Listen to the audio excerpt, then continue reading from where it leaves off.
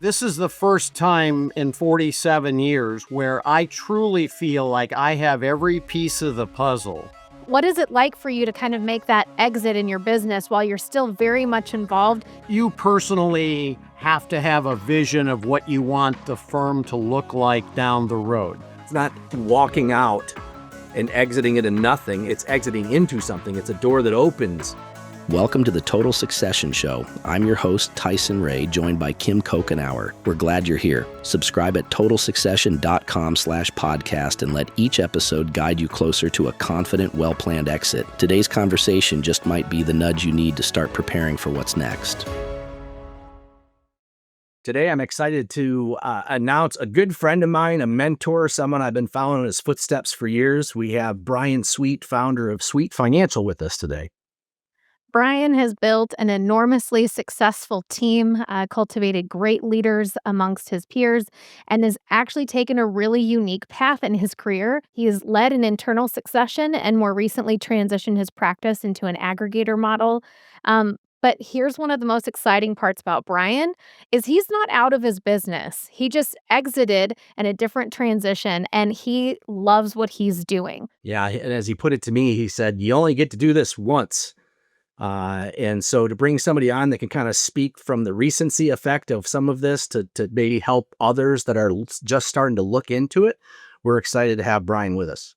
Welcome, Bryan. We're so glad you're here. Well, thank you. I'm very excited to be here today, and thank you for the kind comments. Wow. I'll give you a little background. This is my 47th year in the business. I like to say I started when I was 5, but that might not be completely accurate.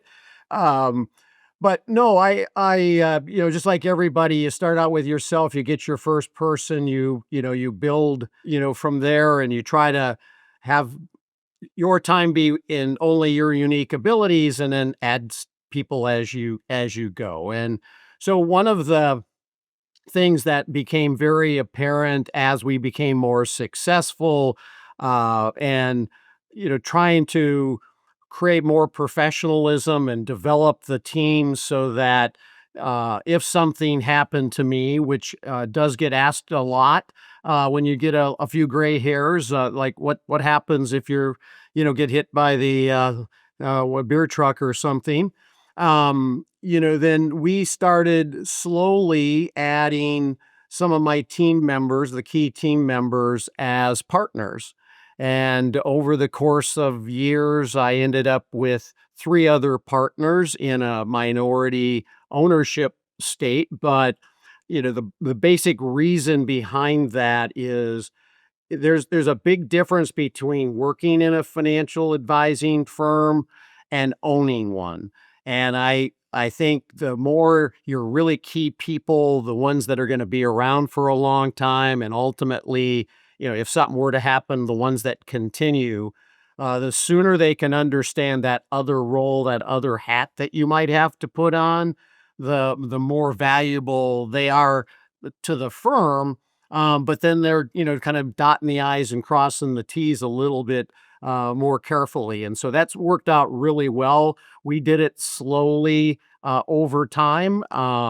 And very happy I did that, when we got started. So I built this framework or just kind of thought through this acronym kind of came to me when you're starting to think about succession, and it's the word space. Yeah. A lot of times in life, you got to make space to even start beginning to think. But it stands for seeing, right? Seeing what the future looks like. I think the advisors are really bad sometimes at doing their own financial planning or exit planning or thinking of the future because they're so focused on their clients. So it's seeing what's out there, seeing what's possible. Then it's identifying, therefore, what the plan is, then doing the preparation that's required. Again, in the idea of being of what a succession would look like. Then you get into you actually now need to act on some things. Then you have to commit to some things, especially in the phase where if you've now made a change and you've turned it over to junior advisors internally, or you did some type of outside third party sale. And then in the end, you get to exit, and that may be exiting from things you don't like. It doesn't mean you have to exit your career. You can exit into your passions and your unique abilities, or it could be exit into retirement as the world may define it. And so as we kind of talk into those different kind of phases, you had shared a little bit of your experience. Talk a little bit about, what does somebody need to start seeing to even begin the thought process of junior partners or succession? Yeah, I think you personally have to have a vision of what you want the firm to look like down the road. And that's ultimately the goal that you're working towards every single day. Now, that vision probably changes as you gain success, but I think others have skills and talents that you don't. And the sooner you realize or spend as much of your time in your unique abilities and get others to do what they're really great at. It seems like success expands exponentially when you're able to do that. So, Brian, talk to us a little bit and how did you start identifying some of those? And because I'm sure you could see that in some of your team members, and what kind of tools and resources did you use to help cultivate that next generation of leadership? Yeah, we've done all sorts of things. Most of our adult life we've been on the EOS system or some version we created from that.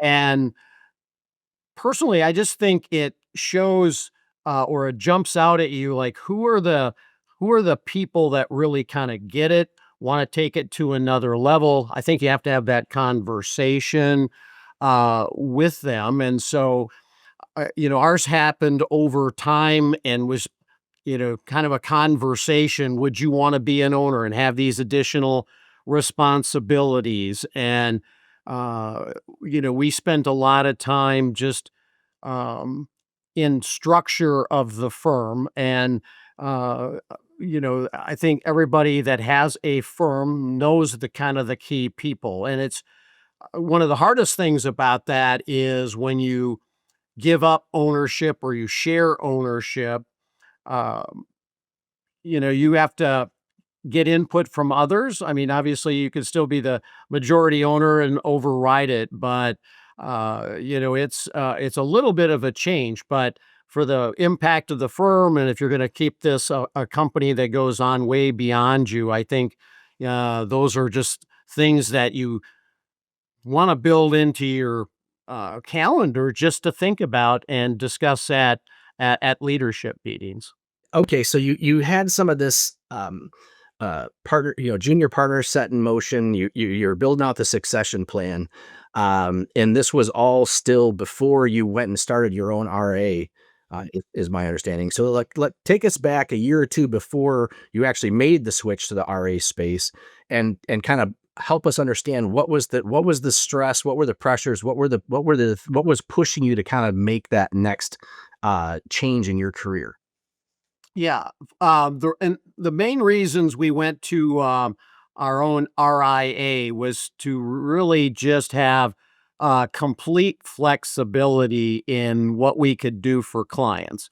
Compliance for clients, I should say, not compliance, but compliance is the thing that kind of sometimes gets in its way, and so we just with some other outside things that we did as a group, we determined for us to deliver all the services and resources that our clients desired and that we wanted to do, plus just give us the flexibility to do what we wanted when we wanted.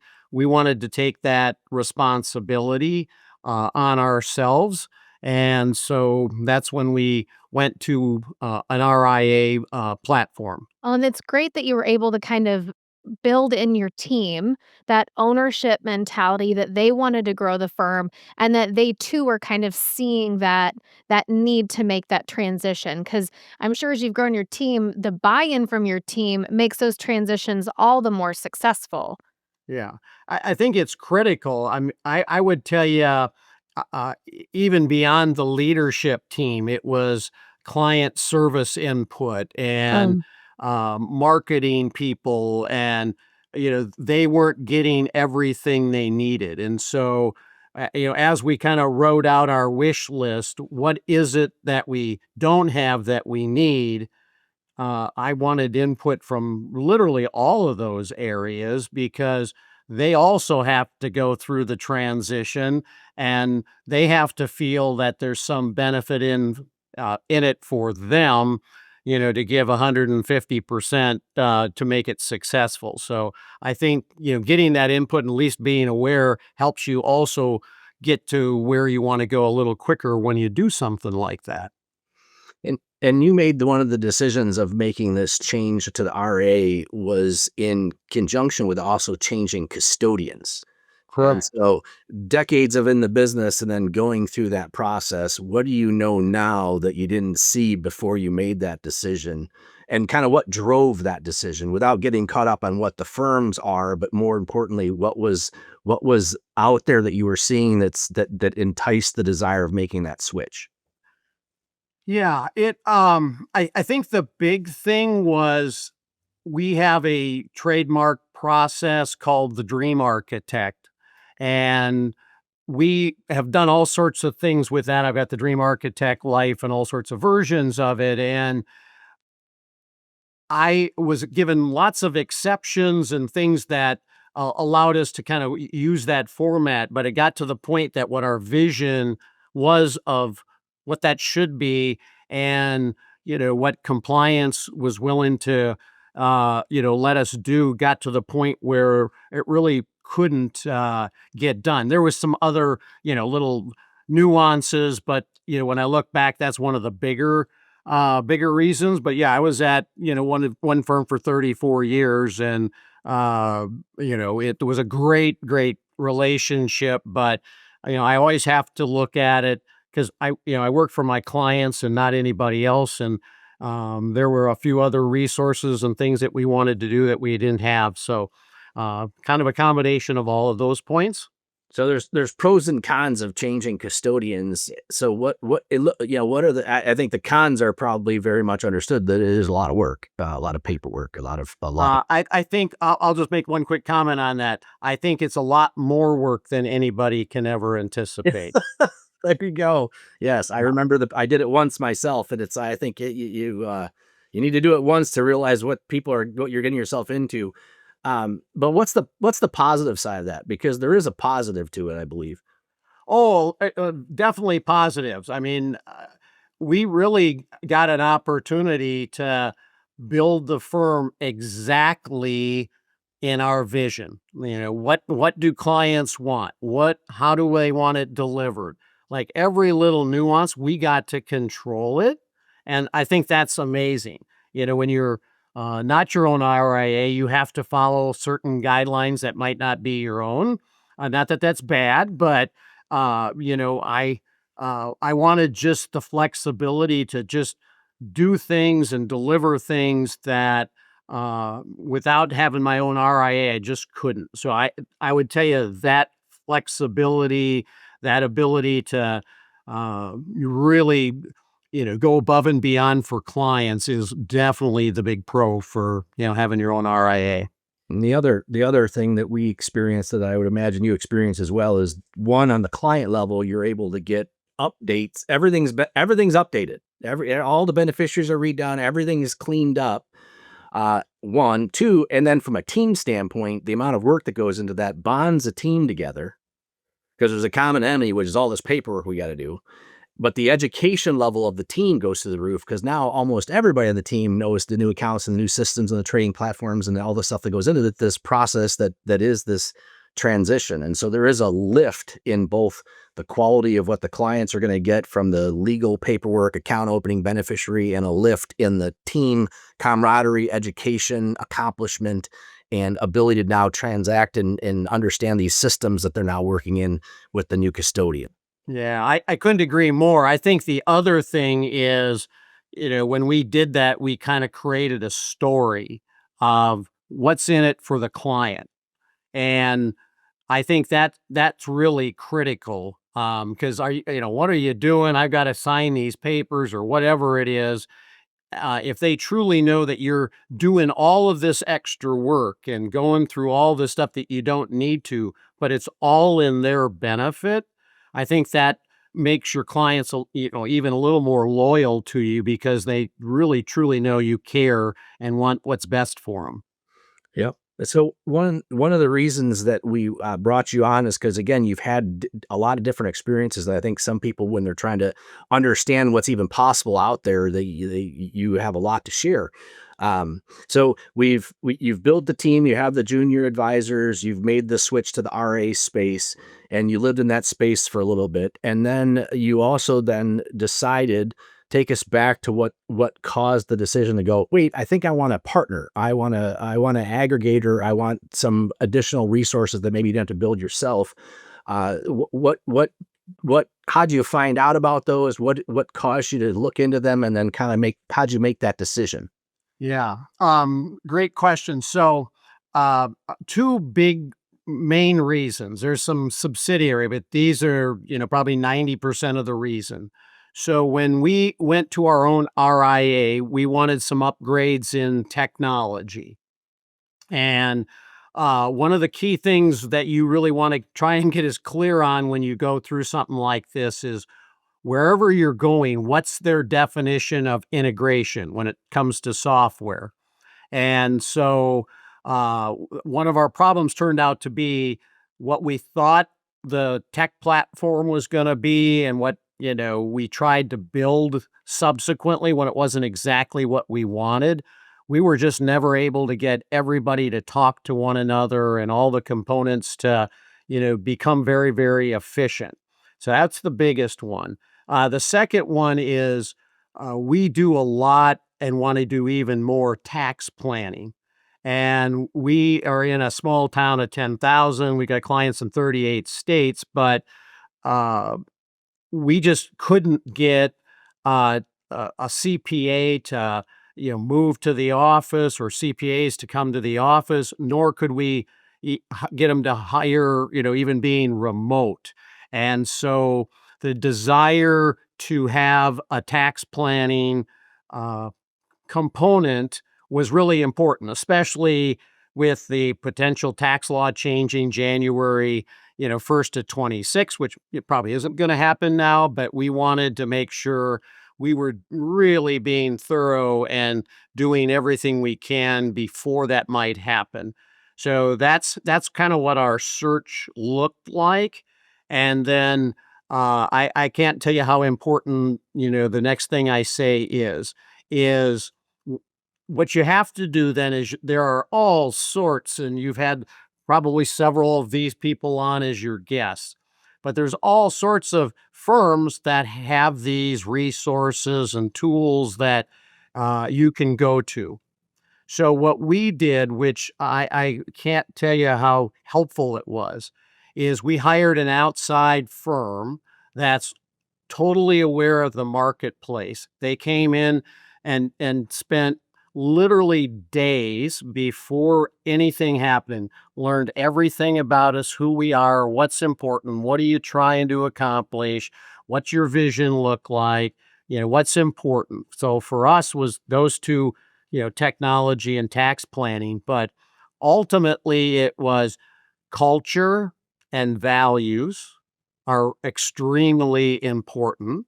And it had to work really well for clients. It had to work really well for our team in addition to that. So, so then, we hired those people and then they went out knowing what our requirements are and handpicked a great number of potential sources for us to talk to. But the nice thing about it is they eliminated having to have meetings because this takes a lot of time, and you don't want to, talk to somebody and they're not even close to what you think. And then, they help you walk through, ask the right questions, and then when you get further along, they dig into the deal and, I mean, they, saved us, so a lot of headaches and, got us a lot more on multiples and all sorts of crazy things, but that was kind of our, initial focus of why. now that you've made this transition, you might have taken a sidestep in some areas where you've not had to be in the driver's seat. And what is it like for you to kind of make that exit in your business while you're still very much involved? Clearly, you're in the office today. I know your clients still hear from you. So talk a little bit about that experience for you with getting out of the way of all the stuff you kind of put in motion, but are still working. Yeah. Well, as we're shooting this, we've got all the clients transitioned, and we're still in a little bit of a transition mode, learning all the new software and processes and procedures. So we're just kind of getting ramped up to get back to our normal appointment schedule. Actually, next week. So that'll be great because it'll give some semblance of fluidity to the team. But I would tell you a, a, it's a little bit freeing, but it's also a little bit scary. So when you're the person that built it, we're responsible for some or all of the decisions. You can do things, you know, really, really quickly. And when you go through something like we did, where, we partnered with another firm, and, we have an ownership stake in this firm. So, that's how I think it gives me a vested interest in trying to help them in lots of other ways. But your ability to make changes or get things done uh, is going to be at their speed and not necessarily your speed. And so that's, just a little unique, especially when you're learning new things and you're used to doing it this way. And it seems like if we did it this way, it would work better. What I'm finding out is they do have reasons why they want you to do it this way. It's just you don't know it yet because you haven't been through the system. So that's probably for me been the biggest thing is uh, where I want to be. I'm not quite there as quickly as I would have liked, but there's the game plan, there's structure, and the resources that we're going to gain when we get this all implemented. It's just going to be amazing. So. So I hear you saying, or if I worded it differently, it's the freeing part is you don't have to make all the decisions. And, Oh, and, very, very freeing. Yeah. and the scary part is you don't get to make all the decisions. I couldn't have said that any better. Thanks, Tyson.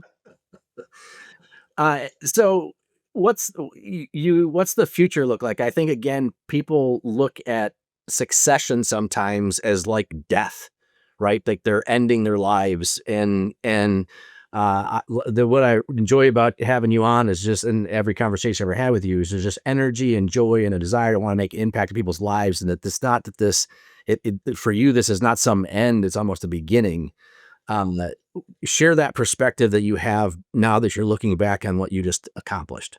Yeah, well, I would tell you this is the first time in 47 years where I truly feel like I have every piece of the puzzle Well, for my team and for my clients. That is a really great feeling. And now I have, these other resources. And so personally, my outlook for the future is I think our growth pattern is just going to go even faster than it has before because we've been able to tweak a few things that we probably should have done prior, but it forced us to do it during the conversion. So sometimes you don't do things because that's just how you've done it or whatever. And so that's been a really great thing. and Brian, I think you earlier you were talking about how as you had the blessing of aging and your clients were kind of wondering what your next transition or succession would look like, I think you have a unique perspective of a lot of your peers and advisors in the industry are actually planning to exit or make a Yep. transition in the next 5 years. So what would you say to those firm leaders? What should they be thinking about? Yeah, I would say I would look at the future this way. If you're going to go through and have a big change like that, um, think about it maybe a little bit differently. Is if I go through this change, how can I structure it so that I can still stay in the business and do only those things that I truly enjoy? Now, a lot of people like to retire so they can golf more, travel more. Now, I will tell you, if you build it right, you can do all those things. But my personal thing, and I don't ever intend to retire, but I want to spend more time in my passion projects, which is also one of the reasons I did this. Um, but I would encourage, those who, are thinking about purely just jumping out, um, maybe look at it a little bit differently in that maybe you want to build it and you got 5 clients that you love. Do you want to, do that, or, build this? Because the one thing is, a fact is those that, you know, are engaged and keep their mind active and, participate in learning and growing, they live longer. And Yeah, so true. if you can do things that are fun and you can get those other, benefits, just a thought. But, as far as the industry goes, we put on an annual conference for financial advisors. In the last couple of years, the big topic has been this, and we've had a number of speakers, and part of it is, private equities involved, and they're paying, amazing numbers for buying firms. And um but I would just tell people, is if you've thought about it, I would start the process early, because it does. You don't want to rush. You want to make the right decisions, and in an ideal world, you want right, Tyson. You want to do this once, Right. and but you want to do it as right as you can. And it's never going to be 100%, but you want to try and get it as close to that. And it just takes time, and make sure you're getting some experts in the areas that you've never gone through before. And I just, once again, can't tell you enough how helpful, some of those people are, because you don't know the questions you should be asking, and you don't necessarily know whether the answers you're getting are the right answers. And so having somebody that's a sounding board is just critical to help you make the right decisions. So if I summarized one of the points that you made in there, and it's one of the reasons we start with trying to see what the future holds and we end with the exit, but the exit, it's like shifting your mindset. It's not walking out and exiting into nothing. It's exiting into something. It's a door that opens into doing what you want to do in this unique ability, and realizing the possibility of, you don't have to be quote unquote done with that which you love. You can delegate what you don't want to do. And one of the things I want to go back to is, you had the junior advisors and you'd given them equity, and sometimes they think about, okay, I'm going to be a future buyer of this firm. How did they feel, or what was some of the conversations you had with them when you started talking about being rolled up into a bigger firm? Yeah, that's a great question. Because it was a group thing. I didn't make the decision that we were going to do this. All of the ownership did. So a couple things. Um, I have 3 other partners with me, and I am the guy with wisdom, maybe, or the old guy, however you want to word it.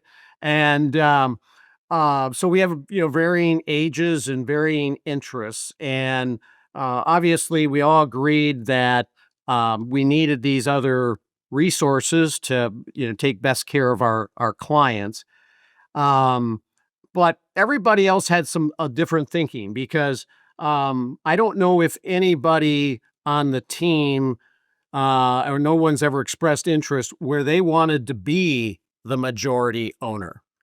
Nor, when, when they got in, it was a lot of years ago, and I made it very easy for them to create ownership.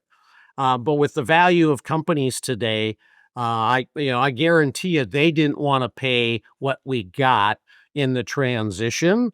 And so, not that you'd sell just for money, but it's something. If you do have other owners, you want to really make sure you get their input. And I also think, it's critical that when you go through something like that, what we did is we rewarded all of the team members in a sequence of payments. So they actually participated in the buyout, if you will, without really being owners.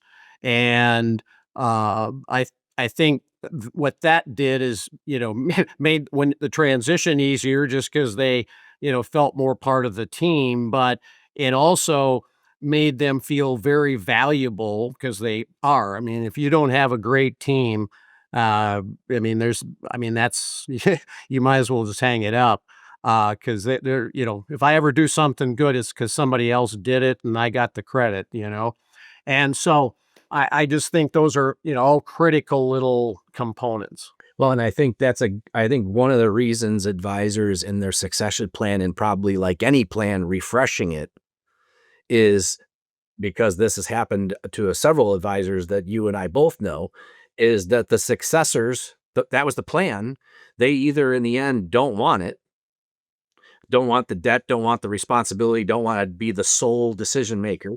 Uh, or there are some scenarios that I've been part of that they couldn't get the financing institutions were not going to back that junior advisor to be the sole person responsible for those notes. And so there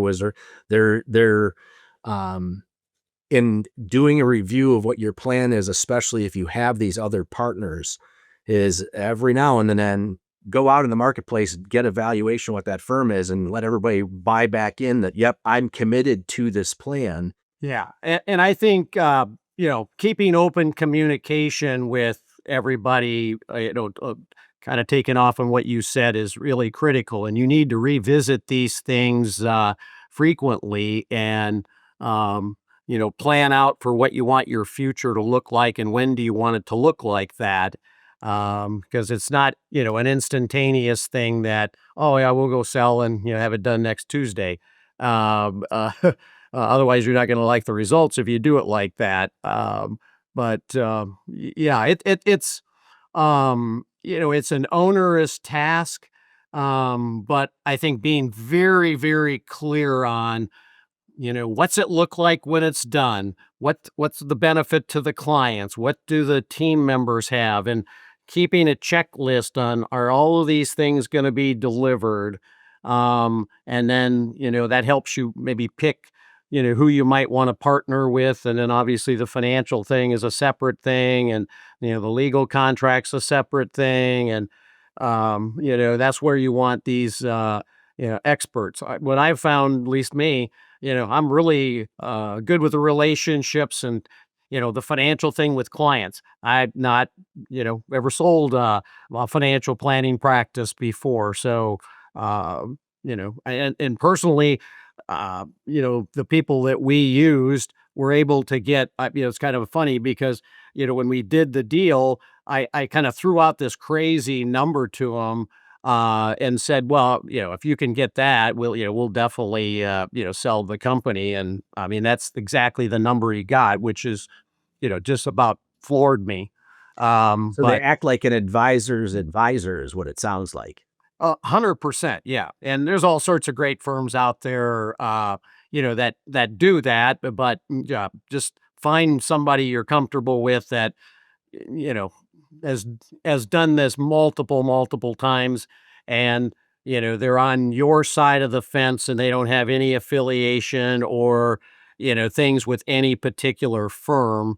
You want somebody that's totally independent and working on your behalf. So when you were preparing, what were some of the things that you need to do differently? Maybe there's some legal documents or some structure when you were ready to make the change, either to go to the RA side of things or when you were going from the RA that you created into this partnership. The biggest thing that most people will find is the detailed financials that they're going to require, during a uh, discussion. And fortunately, ours were really, really good, but the amount of depth and data collection, because how they want it and how you might keep it isn't necessarily the same.